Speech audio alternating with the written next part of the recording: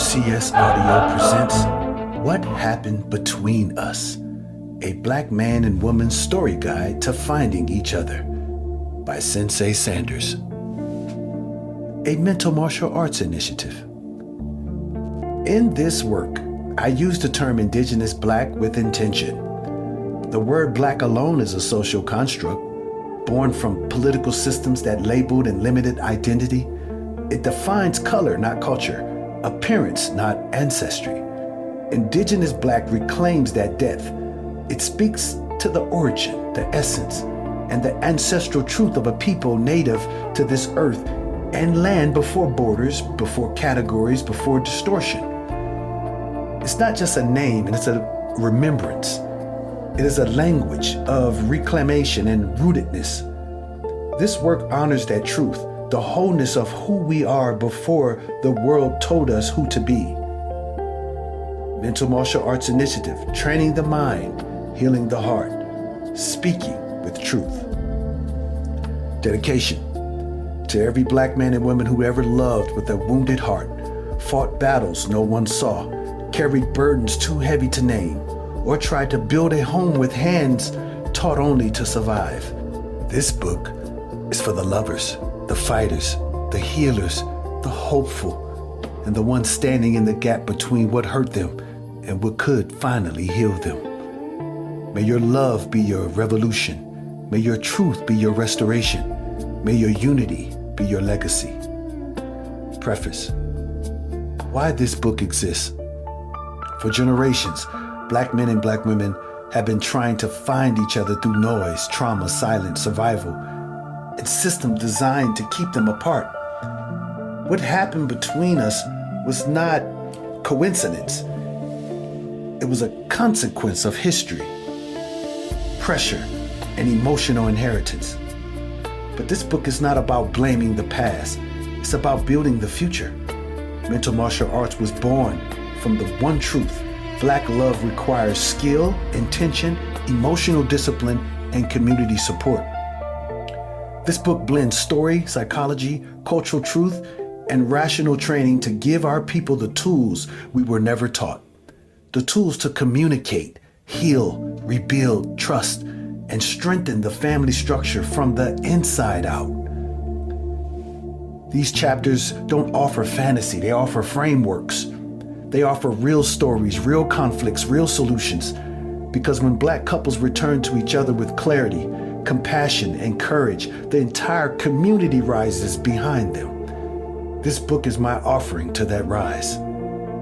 Sensei Sanders, aka Ryan C. Sanders, founder of Mental Martial Arts Initiative. This is some of what we're going to get into, the table contents. Chapter 1, Structural Weight. When two hearts carry more than love. Aisha and Malachi. Systematic pressure, incarceration cycles, racial stress. Chapter 2, Unmuting Our Union, turning toward each other. Aisha and Malachi again, part 2, communication, discipline, and emotional literacy. Chapter 3, the provider and the powerhouse, when leadership clashes. Talking about Devin and Zara, gender roles, financial expectations, and power balance.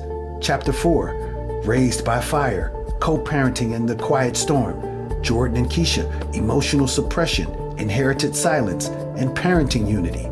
Chapter 5, Faith, Flags, and Finding the Middle. When cultures meet love, that's Elijah and Layla. Religious differences, cultural rituals, and identity negotiations. Chapter 6, Shades of Us. Racial identity and loving in the mirror. Camus and Mariah. Colorism, activism, identity politics, and emotional safety. Chapter 7, Scars and Softness, Healing After the Hurt. Andre and Simone, Betrayal, Recovery, Triggers, Intimacy, Rebuilding, and Forgiveness. Chapter 8, The MMA Relationship Toolkit, Skills for Black Love That Lasts, Emotional Stance, Listening Levels, Connection Rituals, Communication Scripts, Healing Frameworks. Chapter 9, Building Black Love, Family, Community, and Collective Healing, how strong couples restore families, influence communities, and heal generations. Let's get into it, guys. What happened between us? a Black man and woman's story guide to finding each other. Chapter 1. Structural weight. When two hearts carry more than love. Aisha and Malachi's story. Aisha is a nurse who works through nights, weekends, and her own exhaustion to take care of patients, her mother, and a home she's trying to build. Malachi is a veteran with old injuries, a proud heart, and a daily battle to stay employed while navigating police stops, surveillance stares, and the ghost of past court records he can't fully shake. They love each other deeply, but love is not the heaviest thing in their relationship. The core conflict. The weight of the system inside the relationship. Black couples often carry not just emotional labor, but generational strain, structural inequality, and chronic racial stress that spills directly into the home. The issue isn't compatibility, it's capacity under pressure. How it shows up in the relationship. Aisha feels unsupported, but doesn't want to nag. Malachi feels judged, but doesn't want to admit he's overwhelmed. Conversations turn into misunderstandings. Exhaustion replaces tenderness. Stress response getting mistaken for disrespect. Both partners start feeling alone while standing right next to each other. Why it damages us? Systematic burden becomes emotional collapse. In many Black communities, the marriage market itself is unbalanced. Among Black Americans, only 31% are married, far lower than the national rate. In some cities, there are significantly lower, fewer marriageable Black men than women due to mass incarceration, early mortality, unemployment and underemployment, legal system entanglement, health disparities, chronic stress-related burnout. The imbalance creates unrealistic expectations and invisible pressure. Malachi feels it every time he tries to provide, protect, or be enough.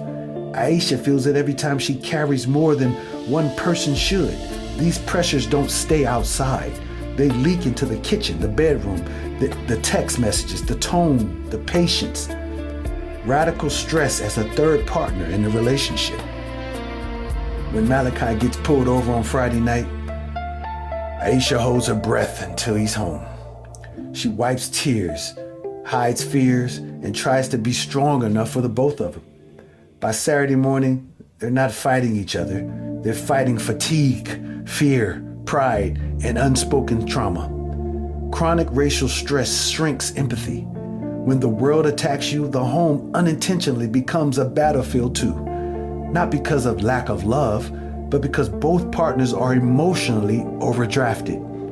You can't pour into a relationship while constantly pouring out into survival. The path forward. Shared burdens and shared breath. This is where Black love becomes revolutionary.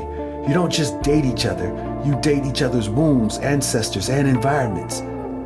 Here's how couples begin to shift the weight instead of breaking under it.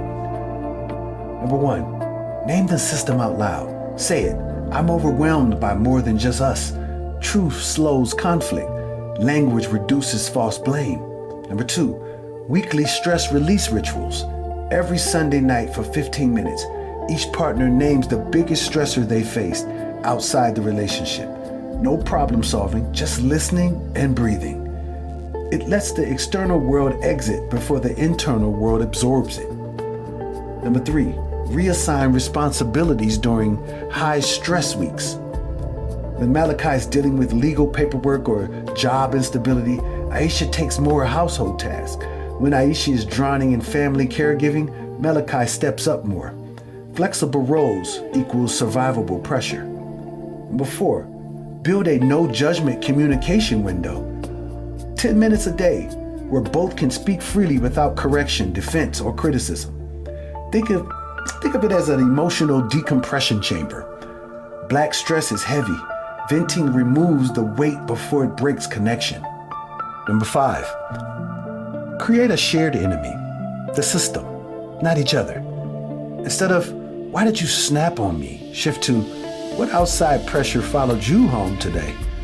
This change alone softened both hearts. Number 6, union statement. Love is not weak for bending under pressure. It is wise for naming the weight, brave for sharing it, and powerful for refusing to let the system break what you're building together. We fight the world side by side, not each other. Chapter 2. Unmuting our union, turning toward each other. Aisha and Malachi, Part 2. The morning they chose each other again. It's Sunday morning. The sun is low, the house is quiet, and Aisha and Malachi sit across from each other at the kitchen table. 2 cups of Organo Gold coffee, 2 tired hearts, and 1 shared decision. We're not giving up. We're waking up. Between them sits a copy of Dignity and Respect, dog-eared, highlighted, and resting like a peace treaty waiting to be signed. They made a choice. Fight the system together, not each other. The core conflict. Silence is not strength, it's distance. Most Black couples were never taught the language of emotional expression. We inherited quiet fathers, overworked mothers, whispered resentment, unspoken fear, pride over vulnerability, survival over softness. Silence becomes the default, not because we don't care, but because we were trained not to say it. Aisha needs communication to feel safe. Malachi needs calm to stay steady. Both are honest needs, but unmanaged, they clash. How it shows up in the relationship. Malachi shuts down to avoid conflict. Aisha interprets it as rejection. Aisha asks questions to find clarity. Malachi hears interrogation. Stress gets translated into tone. Tone gets mistaken for disrespect. Disagreements escalate because neither feels heard. Emotional needs go unmet, not by intention, but by habit. This is not incompatibility. This is untrained communication. Why it damages us. Emotional silence becomes emotional starvation. Communication is not just talking, it's safety. But in Black relationships, communication is complicated by generational trauma, the pressure to be strong at all times, the fear of being judged, the fear of appearing weak, pride rooted in survival, emotional fatigue from racism, work, and family demands. Malachi, he fears saying the wrong thing and making things worse. Aisha fears not saying anything and losing herself. Both are protecting themselves. Neither is connecting. The psychological breakdown. When communication becomes inconsistent, assumptions replace information. Fear replaces curiosity. Guessing replaces understanding. Distance replaces intimacy. Aisha thinks he doesn't care. Malachi thinks, I keep messing up. Both are wrong, but both feel right. Unspoken pains grow roots in silence. Number 5, the path forward. Tools to unmute the union. This is where mental martial arts becomes the relationship technology.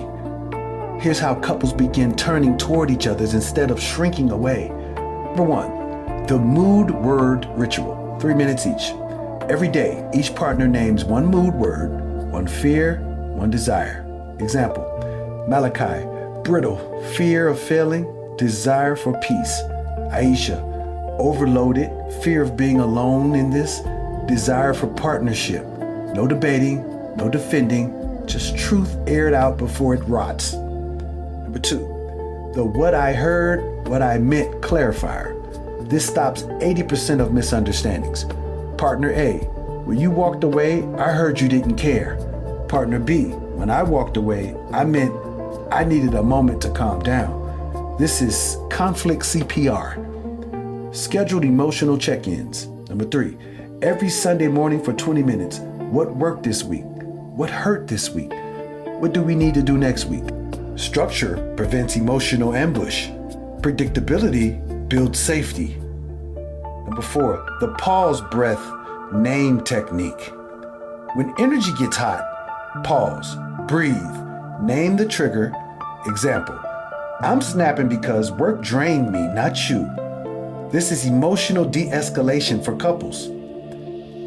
5, the we versus it agreement. You and your partner versus the issue, always. Instead of, you're the problem, shift to, this pressure is the problem. Let's dismantle it together. Unity is a decision, not a feeling. Number 6, unity statement.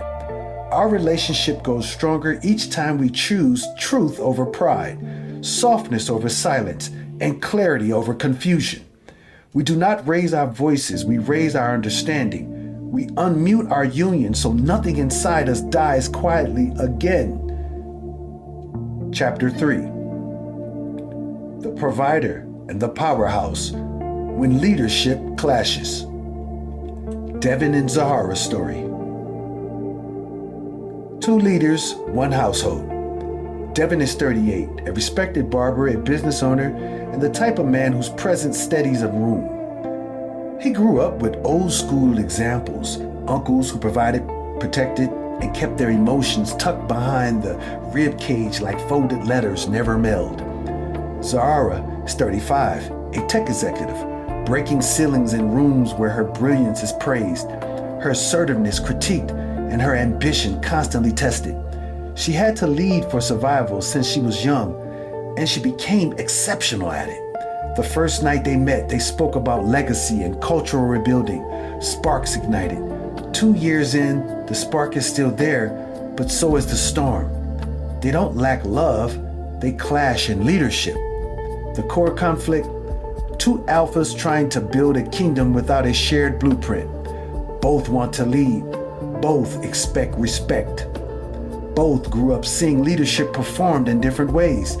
To Devin, leadership is steady presence, financial provision, and protective instinct. To Zahara, leadership is joint decision-making, emotional transparency, and intellectual partnership. They're not wrong, they're just mismatched in expectations. How it shows up in their relationship, Devin feels dismissed when Zahara challenges his decisions. Zahara feels minimized when Devin insists on handling things. Money becomes a power negotiation. Therapy becomes a battlefield. She wants it, he resists it. Neither sees their intention, both feel the impact. Every disagreement becomes a debate about who's leading and who's following. They love each other hard, but they've led even harder. Why it damages us? Old scripts running new relationships. Devin's model came from men who defined manhood through sacrifice and silence. Zahara's model came from women who carried everything and refused to shrink. Neither script is toxic, both are incomplete. When 2 strong leaders collide without shared language, the relationship becomes a chess match, a negotiation of ego, a test of worth, a struggle for emotional ground, a battlefield of assumptions. What's really being challenged? Devin's sense of masculine identity, Zahara's sense of independence. Both partners desire to feel valued and understood, internal belief systems at play. Devin, if I can't provide, I'm failing. Zahara, if I don't speak up, I disappear. These beliefs turn everyday moments into symbolic battles.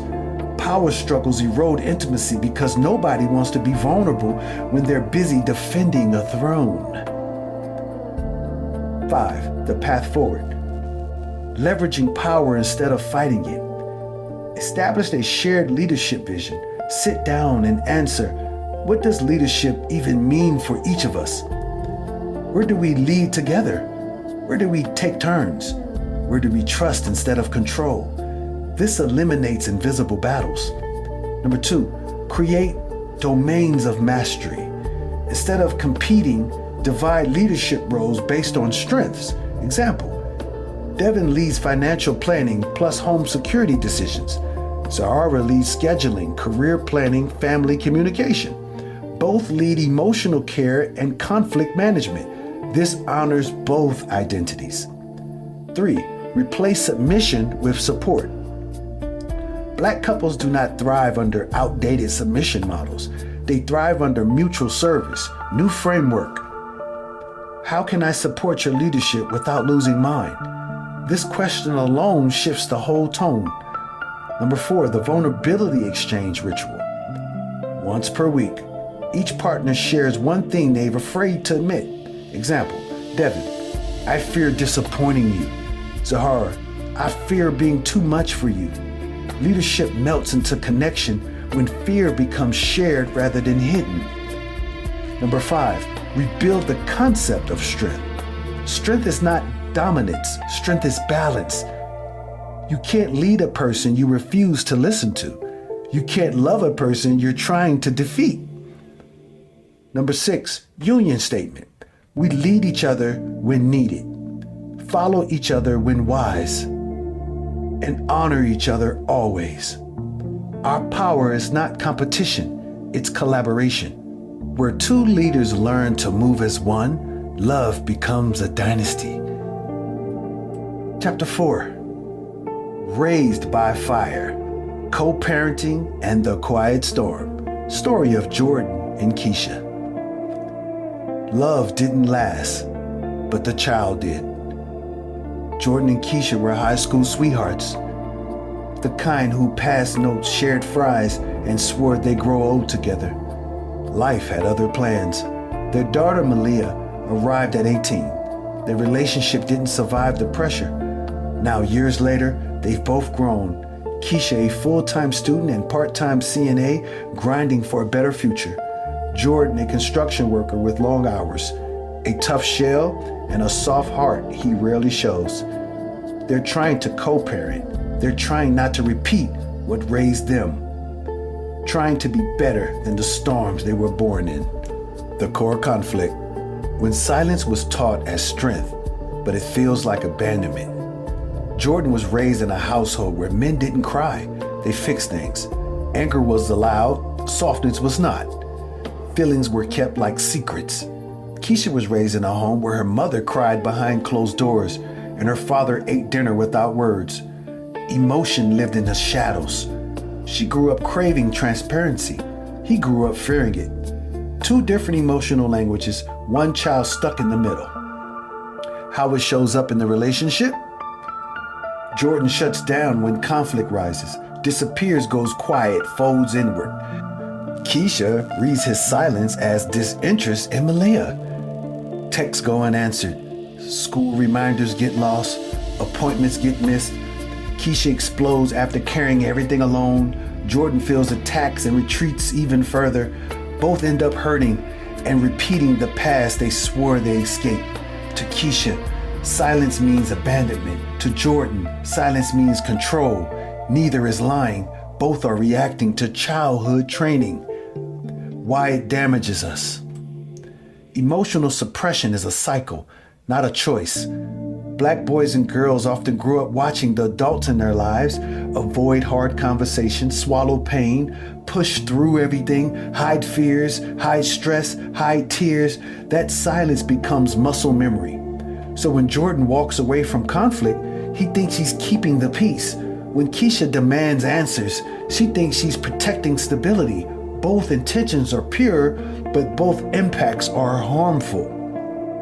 The cost to the child. Malia sees mom crying, dad quiet, tension instead of teamwork, love with no language. Kids don't learn communication by being told, they learn it by watching. Silence breeds confusion. Confusion becomes insecurity. Insecurity becomes generational trauma wearing new clothes. Number 5, the path forward. Rebuilding presence in a silent system. Number 1, define a conflict stay policy. No walking out, no ghosting, no disappearing for hours. Instead, I need 10 minutes, then I'll return. This teaches safety without abandoning space. Number 2, the accountability triangle. Each week, review these areas. Communication, did we respond? Check in, show up. Parenting duties, who handled what needs balancing? Emotional presence, were we there for Malia or just around her? This replaces accusation with structure. Number 3, the open door talk. Keisha shares, when you go silent, I feel overwhelmed and alone. Jordan shares, when things escalate, I feel like I can't win. This removes guesswork and replaces it with clarity. No blame, just truth. Number 4, shared calendar and task delegation. A practical corporate approach to co-parenting. School events, medical appointments, homework days, pickups, drop-offs, family meetings. When responsibilities are shared, resentment dissolves. Number 5, the soft start communication rule. Every tough conversation begins with, I want us to get this right for Malia, not fight each other. This deactivates defensiveness. It creates unity before the work begins. Number 6, teach Malia emotional literacy by modeling it.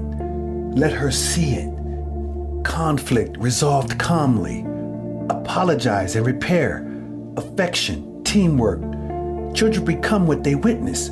You can rewrite the script by living a new one. You teach what you know, you reproduce who you are. BKW. Number 6, union statement. We break generational silence not by being perfect, but by being present. We choose communication over confusion, presence over pride, and partnership over pain.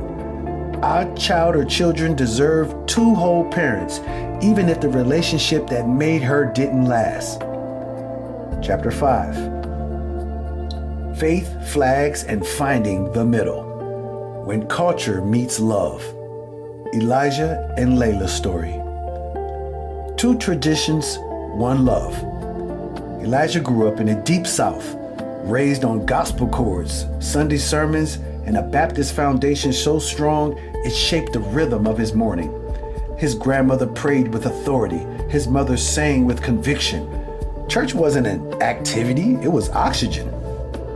Layla was raised Afro-Caribbean and Muslim, surrounded by modesty, discipline, morning prayer, and the quiet dignity of a multi-generational home where faith was less performed, more embodied. Her aunties taught her that community comes before individual desire, and faith is not loud, it's lived. They met in graduate school in New York, a city that celebrates differences. They fell in love fast, deeply, and without caution. But old traditions followed them home like persistent shadows. Love brought them together. Identity began pulling them apart. The core conflict. Different roots growing in the same soil. Elijah and Layla weren't fighting each other. They were fighting the echoes of their upbringing. The version of faith they were taught, the version of family they inherited, the version of love they imagined, the fear of disrespecting their ancestors. Their relationship wasn't fragile, their traditions were colliding. How it shows up in the relationship? Elijah feels confused when Layla declines Easter service. Layla feels unseen when Elijah forgets Ramadan. His mother fears losing her son to another faith. Her aunt worries Layla will lose herself in his world. Holidays become soft battlegrounds. Conversations turn into debates about right and wrong. Both feel pressure to defend their identity instead of share it. Love becomes a negotiation. Identity becomes performance. And home becomes a tug of war over tradition. Why it damages us? Cultural differences aren't the problem. Ego is. Many Black couples underestimate how deeply cultural and religious roots shape communication, expectations, gender roles, family involvement, child rearing traditions, conflict styles, meaning making. When 2 powerful traditions meet under one roof, they can either complement or compete. Elijah interprets Layla's boundaries as rejection. Layla interprets Elijah's expectations as domination. Neither is accurate, but both are emotional truth. The shame loop. When identities differences are not named, couples fall into defensiveness, guilt, shame, pressure to choose, resentment toward family, resentment toward each other. Shame makes people protect their culture instead of sharing it. And once shame enters a relationship, curiosity dies. Misaligned assumptions become emotional landmines. Elijah assumes unity means matching beliefs. Layla assumes unity means respecting differences. They're both are right. They're both incomplete. Number 5, the path forward. Building a culture of 2. This is where MMA principles turn differences into connection. Number 1, curiosity over comparison. Instead of, why don't you do this? Ask, what does this tradition mean to you? Meaning creates empathy. Empathy creates safety. Number 2, create a dual culture calendar. List all major religious cultural dates for both backgrounds. Then choose shared traditions, alternate traditions, new traditions. You're not blending households, you're building a new one. Number 3, replace respect my faith with learn my faith. Elijah doesn't have to convert. Layla doesn't have to compromise her beliefs. Both have to learn the story behind the practice. Knowledge dissolves defensiveness. Number 4, establish a no conversation agreement. A promise that love isn't a mission field. This protects identity on both sides. Raise children with multiplicity, not division. Teach the child. Arabic blessings from Layla's side. Gospel chords and affirmations from Elijah's side. Core values both share. Compassion, discipline, justice, humility, gratitude. A blended child is not confused. A blended child is expanded. Number 6, family communication boundaries. Families do not dictate. Holidays, belief, rituals, parenting choices, spiritual practice in the home. Love becomes healthier when families lose voting rights. Number 6, union statement. We honor your roots and mine. We don't erase each other's faith, we expand it. Where traditions once collided, love now builds a bridge. Our differences are not a threat, they are shared richness. We are two cultures, one covenant. Chapter 6, Shades of Us, Radical Identity and Loving in the Mirror. Camus and Mariah's story. Same race, different realities. Camus is a light-skinned black man with West African roots and a childhood spent in a mostly white suburb. He was always negotiating identity. Too black for his peers, not black enough for the hood. He learned early how to blend, how to quiet himself, how to adapt. Maria is an Afro-Latina, black and Puerto Rican, raised in the Bronx, shaped by resistance, rhythm, community, and visibility. She wears her identity like armor in art. Proud, vocal, expressive, unafraid. Activism is her heartbeat. When they met, Camus saw fire. Mariah saw depth. Together they saw possibility. But a year in, the differences they once admired are now cracking the foundation. Not because they don't love blackness, but because they experience blackness through different mirrors. The core conflict, identity as a test of love. Camus wants peace. He's tired of performing identity for white environments. Mariah wants visibility. She refuses to shrink for anyone ever again. He's burnt out from code switching. She's energized by advocacy. He thinks healing means softness. She thinks healing means speaking up. Neither is wrong, but both expect the other to understand without explanation. How it shows up in the relationship, Mariah feels betrayed when Camus avoids publicly posting about racial injustice. Camus feels drained when every dinner turns into a political conversation. She interprets his silence as apathy. He interprets her intensity as accusation. Small disagreements turn personal because identity is personal. Both walk on eggshells to avoid misrepresenting their culture or hurting each other. Intimacy becomes inconsistent because tension never fully dissolves. What they're really fighting isn't each other. It's the survival strategies they developed long before they met. Why it damages us? Identity isn't just personal, it's inherited. Racial identity carries family history, survival strategies, community expectations, trauma responses, pride, insecurity, generational wounds. Camus' caution was shaped by survival. Mariah's boldness was shaped by survival. Different traumas, different tools. Colorism and internalized conflict. Camus' light skin comes with privileges he never asked for and guilt he never knew how to name. Mariah's Afro-Latina identity comes with cultural complexity and constant pushback. When conversations lack nuisance, differences feel like judgment. When love fails to make space. Camus, can't we just be us, Mariah? But this is us. Identity becomes a battlefield instead of a bridge when partners invalidate each other's coping mechanism, dismiss each other's lived experiences, treat differences as flaws, confuse disagreement with disrespect. When that happens, love suffocates under misunderstanding. The path forward, loving each other's identity out loud. This is where MMA emotional intelligence turns identity conflict into intimacy. Number 1, the identity history conversation. Each partner shares early experiences with race, moments of shame, moments of pride, family expectations, personal insecurities, culture pressure points. This creates context, and context creates compassion.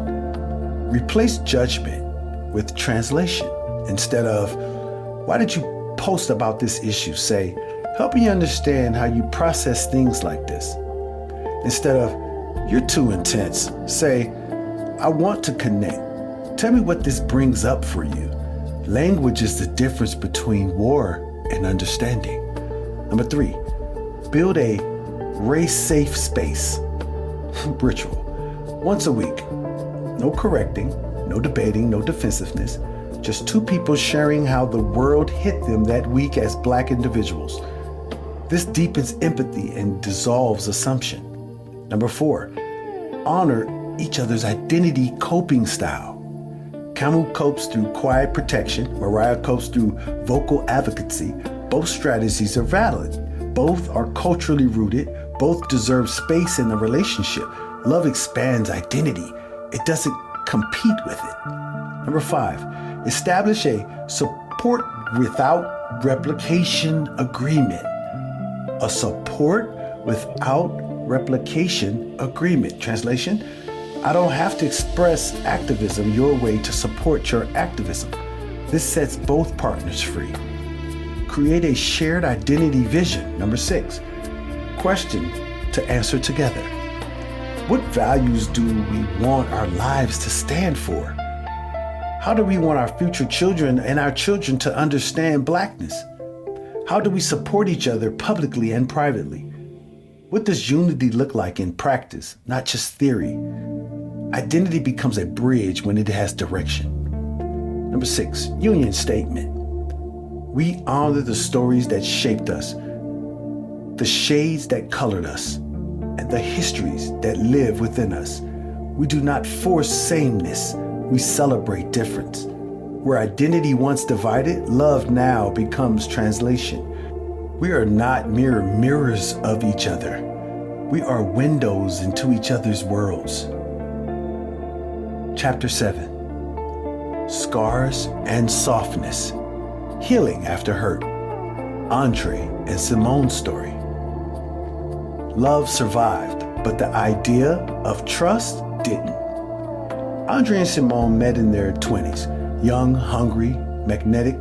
Their chemistry was undeniable. They were inseparable, electric, wild in love and reckless in timing. But storms came, always do. One night, Simone found text messages Andre had exchanged with an ex. Not physical, but emotional enough to fracture the foundation. Andre denied, minimized, then admitted. Simone cried, screamed, then publicly exposed him out of hurt. They broke, separated, starting healing alone. Months later, older, quiet, humble, they found themselves sitting at the same kitchen table, not as lovers, but as 2 people who survived each other's and themselves. Trust is fractured, to say the least. History is heavy, but the possibility of repair is alive. Number 2, the core conflict. Fear is still in the room. There is no longer yelling. There's no accusing. They're not in chaos, but they're scared. Simone feels betrayal. Andre fears punishment. Every silence feels suspicious. Every delay feels dangerous. Every mood becomes a hidden message to decode. They love each other, but neither feels safe inside the love. How it shows up in the relationship? A late reply makes Simone spiral. A quiet moment makes Andre withdraw. Small disappointments feel massive. Check-ins become interrogations. Apologies feel like confessions. Intimacy becomes uneven, wanted then avoided. They smile, but both are waiting for the next wound. This isn't instability, it's trauma memory replaying itself. Their nervous systems are still in survival mode. Why it damages us? Betrayal redefines safety. Trust is not a moral issue, it's a neurological one. After betrayal, the brain scans for danger. Assumptions intensify. Emotional triggers amplify. Fear overrides logic. Memory becomes a weapon. Simone isn't insecure. Her brain is protecting her from pain. Andre isn't detached. His brain is protecting him from shame. Unhealed hurt becomes a script. When trauma goes unnamed, she tests him. He proves himself. She tests again. He gets exhausted. Neither feels seen. The cycle destroys relationships, not because the love is weak, but because the fear is loud. Emotional armor kills intimacy. When both are afraid, vulnerability dies, softens, disappears, transparency shrinks, love becomes strategic instead of sincere. Healing can't happen when both partners are wearing armor. Number 5, the path forward, the soft rebuild. Betrayal doesn't just need time, it needs structure, intention, and emotional discipline. Here's where the mental martial arts approach transforms the healing process. Slow the relationship down. Rebuilding trust is not a sprint. It's a series of small, consistent, predictable actions. Show up, follow through, keep your word, narrate your steps, be transparent without being controlled. Consistency is the antidote to betrayal. Number 2, map the triggers together. List Simone's triggers, Andre's triggers, origin of each, the emotional meaning behind them. Then create a shared language. Simone says, "This is fear talking, not anger." Andre says, "I'm shutting down because I'm overwhelmed, not because I don't care." This makes triggers navigatable, not explosive. Number 3, establish repair rituals. Once a week, tea or wine, music low, devices away. The question, what hurt this week and how can we repair it? Repair is not about blame, it's about recalibration. Number 4, rebuild intimacy through presence, not passion. Physical intimacy comes last, not first. Start with holding hands, sitting close, vulnerable conversations, long walks, soft eyes, gentle honesty. Softness is the real glue. Number 5, the transparency agreement. Not surveillance, not policing, a simple commitment. For the next 90 days, we over-communicate to rebuild safety. After trust stabilizes, revert to a normal rhythm. Again, for 90 days, over-communicate to rebuild safety, just to build it. After trust stabilizes, revert to the normal rhythm. Number 6, forgiveness as a practice, not a moment. Forgiveness isn't an event, it's a decision repeated daily. It sounds like, I'm giving you a chance based on today, not yesterday. And I won't drag old wounds into new moments. Forgiveness is not forgetting, it's refusing to bleed from the same cut twice. Number 6, union statement. We do not heal by erasing the past. We heal by refusing to relive it. Our scars are reminders, not anchors. Our softness is courage, not weakness. Where fear once directed us, love now leads. We rebuild not quickly but deeply because we are worth the work. Chapter 8, the MMA Relationship Toolkit. Skills for Black love that lasts. Thought. Love is not guesswork. Black couples don't fail because of lack of love. They fail because nobody taught them how to love under trauma, systematic pressure, survival mode, emotional inheritance, cultural expectations, gender scripts, racial stress, generational silence. Mental martial arts isn't therapy. It's emotional self-defense meets emotional connection. A clear framework for how to think, respond, communicate, and build intimacy with intention. This toolkit turns your relationship into a disciplined practice, not a fragile hope. Section 1. The 4 stances of emotional defense. Every partner defaults to one of these stances when conflict rises. Most relationships break because the partner's stances clashes without awareness. Here are the 4 stances. The fighter. I'm not backing down. Characteristics. Confrontational, direct, intense. Wants resolution now. Uses volume, energy, or passion to make a point. Strength is courage. Weakness, overpowering. Number 2, the runner. I need space. Characteristics. Withdraw. Goes quiet. Seeks peace. Avoids conflict. Needs time to process. Strength, calm. Weakness, emotional distance. Number 3, the fixer. Let me solve this. Characteristics, tries to repair quickly, jumps to solutions, avoids deeper emotions, prioritizes resolution over connection. Strength, problem solving. Weakness, avoiding vulnerability. Number 4, the freezer.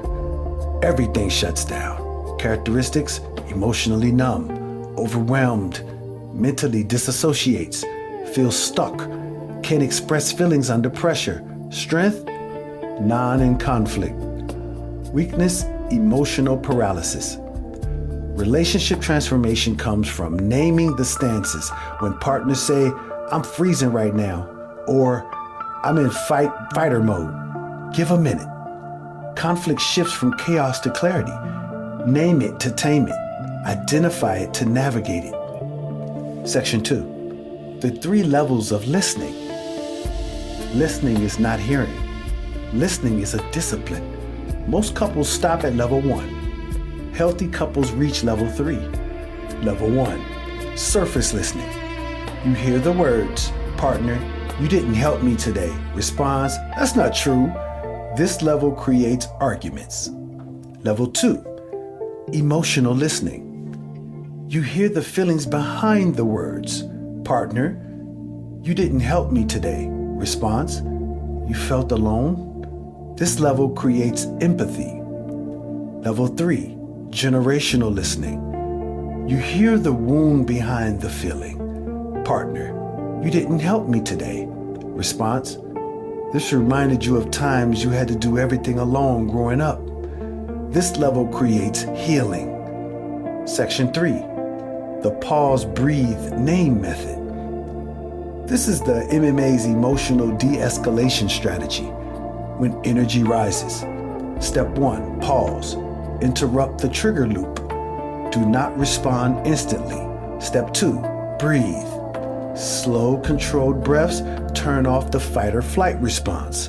Step 3, name the emotion. I'm irritated. I'm overwhelmed. I'm scared. I'm triggered. Naming reduces emotional intensity by almost 40%. Conflict becomes manageable. Partners become allies. The moment becomes navigatable. Section 4, the assumption audit. Most relationship fights are not about what happened, but what partners assumed happened. The assumption audit stops the spiral. Asks, what did I assume? What else could be true? What question do I need to ask to clarify? Example, assumption, you ignored my feelings. Audit, you were tired from work and shut down. Clarity question, what was happening for you when you got quiet earlier? The audit saves relationships from unnecessary fire. Section 5, the connection ritual. Rituals create consistency. Consistency creates trust. Trust creates love that lasts. Here are the 5 rituals. The daily mood check, 5 minutes. Each partner shares one mood word, one need, one gratitude. This keeps connection warm. Number 2, the Sunday reset, 20 minutes. Discuss what worked this week, what hurt, what we need to do next week. Predictability prevents emotional ambush. Number 3, the weekly date, no phones. Romance is not luxury, it's maintenance. Presence is greater than outing. Number 4, the monthly State of the Union talk. A deeper, longer audit of communication, finances, intimacy, stress levels, goals, workload balance. This keeps couples aligned, not drifting. Number 5, the nightly kindness exchange. End the day with one sentence. I appreciate you for blank today. It softens the nervous system. Big healing happens in these small rituals. Number 6, understanding emotional triggers. Triggers are unhealed stories, not attitudes. Every partner should identify childhood wounds, parental modeling, fear responses, abandonment triggers, distrust triggers, worthiness triggers. This creates a shared emotional map so partners stop stepping on landmines accidentally. Section 7, the MMA communication scripts. Scripts don't replace authenticity. They train the brain to communicate with clarity. Here are some core scripts. I'm reacting to a fear, not to you. Disarm defensiveness. Number 2, help me understand what you meant, not what I assumed. Prevents escalation. Number 3, I'm overwhelmed and need 10 minutes, then I'll return. Prevents abandonment. What do you need from me right now? Support, space, or a solution? Eliminates confusion. I'm listening, keep going. Creates safety. Section 8, the relationship agreements. These agreements redefine the relationship as a partnership with sacred and shared discipline. Agreement 1, we fight the problem, not each other. Always a team. Agreement 2, we tell the truth early, not late. Prevents resentment buildup. Agreement 3, we repair, not repeat. Breaks the cycles. Agreement 4, we listen for meaning, not ammunition. Protects intimacy. Agreement 5, we honor each other's background. Culture is included, not erased. Additional thought, love as a discipline. Love is not a feeling to chase. It is a skill to practice. Every Black couple deserves emotional safety, cultural understanding, generational healing, partnership rooted in truth, rituals that sustain connection, methods that protect the union, a toolkit that works in the real world. Chapter 9, building Black love, family, community, and collective healing. Idea. Love builds nations. When a Black man and woman chooses each other with clarity, courage, and healed hearts, it's not just a relationship that wins. It's a political act, a spiritual act, a generational shift. Black love strengthens families, neighborhoods, identities, confidence, children's self-worth, economic stability, community structure. Broken homes weaken the village. Repaired homes revive it. That's why this chapter isn't about romance, it's about restoration. Section 1, the broken blueprint we inherited. Black families in America didn't just struggle, they were strategically targeted. We inherited forced separation, economic instability, long work hours, incarceration cycles, gender warfare narratives, trauma-based communication, emotional suppression, mistrust between Black men and women, survival-first relationships. This wasn't coincidence, it was engineered. But what was designed to divide us could be undone by deliberate connection. Section 2, why Black love is systematic healing. A strong Black partnership reverses systematic damage. Emotionally healthy parents create emotionally healthy children. Kids raised in stability regulate emotions better, perform better academically, avoid toxic relationships, trust themselves, make grounded decisions. We break generational curses through relational consistency. Number 2, healthy love reduces violence and incarceration risk. When Black boys are raised with parents, emotionally literate fathers, the outcomes shift drastically. Fewer behavioral issues, fewer disciplinary actions, fewer justice system encounters. Love becomes protection. Number 3, strong partnerships increase wealth. 2 aligned partners make clear decisions: budgeting, saving, entrepreneurship, home ownership, long-term planning. Black households strengthen Black economics. Number 4, healed couples become community leaders. People model what they witness. A stable couple becomes an anchor family. Anchor families rebuild blocks. When a Black couple stands tall, others rise around them. Section 3, the community impact of healed partnerships. When you heal a relationship, it ripples outward. Number 1, friends circles upgrade. Healed couples influence their peers, normalizing communication, demonstrating conflict resolution, showing what accountability looks like, inspiring other couples to do the work. Healthy relationships spread. 2, parenting improves community standards. Parents who communicate well create households where yelling decreases, emotional safety grows, children feel valued, discipline becomes guidance, not punishment. This culture of calm spreads neighborhood to neighborhood. Number 3, love makes Black men visible again. When a man is loved well, understood well, and emotionally supported, he leads better, he fathers better, he provides better, he heals faster, he respects more deeply. Healthy masculinity becomes contagious. Number 4, love makes Black women rest and rise. When a woman is emotionally safe, she softens, she breathes, she trusts, she collaborates, she stops fighting alone. A loved woman becomes an unstoppable force. Section 4, creating a relational culture in the community. Mental martial arts becomes the community-wide blueprint. Here's how Black couples can model healing for others. 1, host relationship check-ins with other couples. Not therapy, just community accountability. Suggest monthly dinner, open conversations, skill practice, shared goals. Village healing requires village dialogue. Number 2, teach children emotional literacy early. Normalize naming feelings, apologizing, conflict resolution, boundaries, vulnerability. Kids who grow up emotionally literate become adults who don't destroy relationships out of confusion.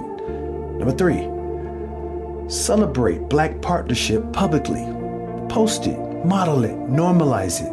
Let the world see Black men and women loving each other on purpose. Number 4, replace gossip culture with growth culture.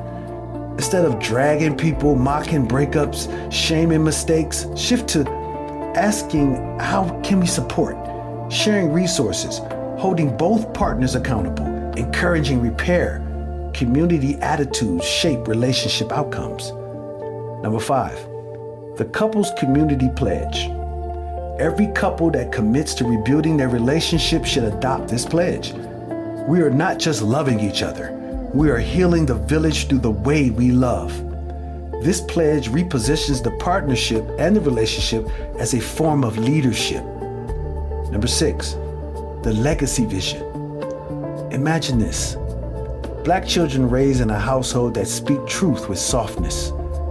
Men who lead from balance, not domination.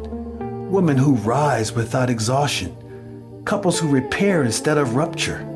Generations who choose unity over survival mode. Neighborhoods built on emotional stability. Families anchored by communication and trust. Black love becomes a cultural technology, a force multiplier, a stabilizing structure, an intergenerational inheritance. Union statement. Our love is not small or private. It is generational agriculture, spiritual resistance, a community resurrection. When we heal each other, we heal what came before us and strengthen what will come after us. This is the Black love rebuilt. Final manifesto. What happened between us and what must happen next? We have reached the end of this book, but the beginning of the new way of loving. What happened between Black men and women was never just personal. It was structural, historical, generational. A collision of wounds, expectations, silence, pride, exhaustion, and survival mode. We inherited broken blueprints. We inherited fractured families. We inherited trauma dressed as culture and silence disguised as strength. But inheritance is not destiny. We are the generation that gets to rewire the script. Number one, we name what broke us. Not to stay wounded, but to stop bleeding on each other. We name the system. We name the trauma. We name the weight, the fear, the anger, the silence, because when truth enters a relationship, confusion exits. Number two, we choose each other with open eyes, not blindly, not bitterly, not defensively. We choose with clarity, with courage, with emotional intelligence. Love is not found, it is created with discipline. Number three, we practice softness as a form of strength. Black love does not collapse, it expands. We speak with intention, we listen with depth, we repair with urgency, we share burdens without shame, we give transparency without fear, we express need without playing small. Softness is not weakness, softness is mastery. Number four, we lead with healing, not ego. Black men, your power is real, but your peace is essential.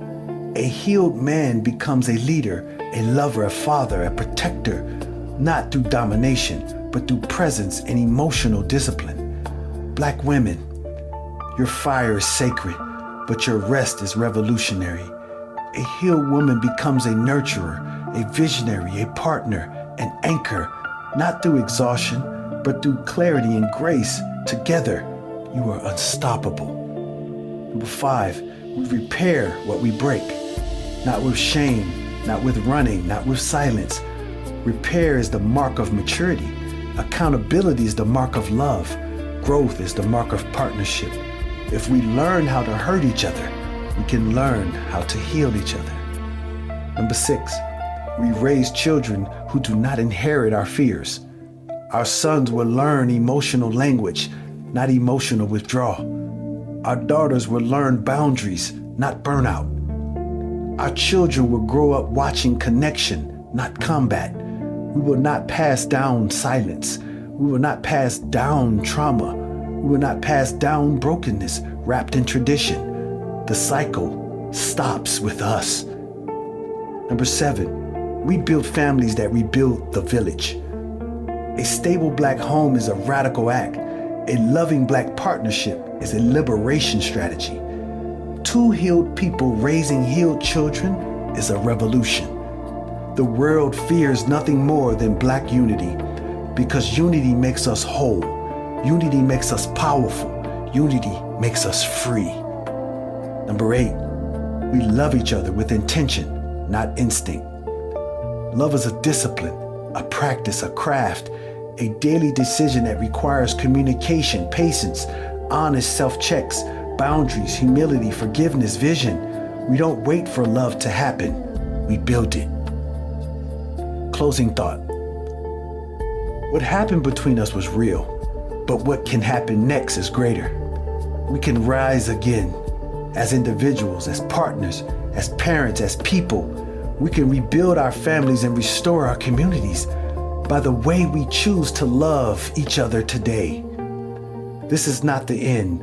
This is the beginning of the Black love renaissance, the revival, the return, the healing. It starts in the home. It spreads to the block. It strengthens the culture. It builds the nation. And we, Black men and Black women, are the architects of our future, always together. Sensei Sanders. About the author.